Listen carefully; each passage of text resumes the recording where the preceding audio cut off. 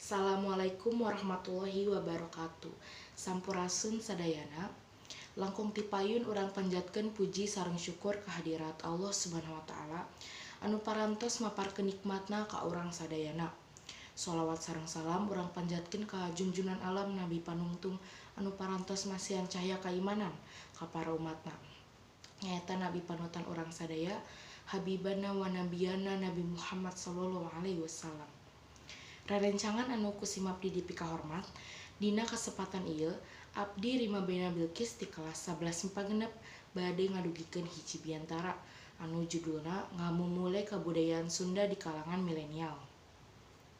Sakumaha anu kauninga ku urang sadaya di zaman ayeuna di mana loba rupa-rupa kabudayaan asing anu datang ti luar asup ka lingkungan masyarakat urang sapertos budaya K-pop anu ayeuna keur gede-gedena atanapi budaya kulon ulah nepi ka ngajadikeun budaya Sunda jadi asing di lemburna sorangan nyaeta di Jawa Barat.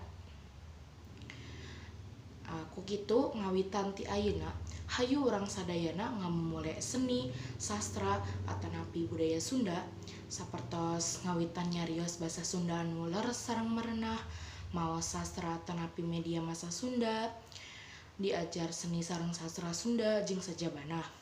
Janten dina ngamumule kabudayaan Sunda teh urang tiasa ngawitan ti ayeuna kedah ngatosan lami-lami. Margi kusaha deui upami henteu ku urang. Dina kagiatan ngamumule kabudayaan Sunda teh tiasa dilaksanakeun di mana wae sareng iraha wae. Tiasa di bumi, di sakola, tanapi di lingkungan masing-masing. Ku ayeuna fasilitas internet, orang tiasa akses informasi di mana sareng iraha wae. Jadi, orang tiasa langkung gampil akses sumber informasi kebudayaan Sunda ku ayeuna fasilitas internet. Emangna kunaon sih orang kudu ngamumule kabudayaan Sunda? Nya tujuanna tangtu wae supardus kabudayaan Sunda teh teu nepi ka leungit. Tah ku ieu riungan, mugi tiasa ngingetan urang sadaya pikeun nambah pikaresep kana kabudayaan Sunda nu mana ayeuna mulai dipopoho. Deui kunaon di kalangan milenial. Sabab kalangan milenial teh boga pangaruh nu gede kana kaharepna sareng ka generasi nu bakal datang. Kanyatana oge parobahan-parobahan nu gede teh loba datangna ti kalangan milenial. Kasenian anu jadi kabengharan urang ulah nepi ka geugeus ku kasenian luar anu ngajadikeun urang poho kana kasenian jeung kabengharan budaya sorangan. Bae sok urang murah zaman, asal ulah nepi ka mopohokeun geuti asli urang. Mun bisa mah zaman teh urang nu nangtukeunana lain urang ditangtukeun ku zaman.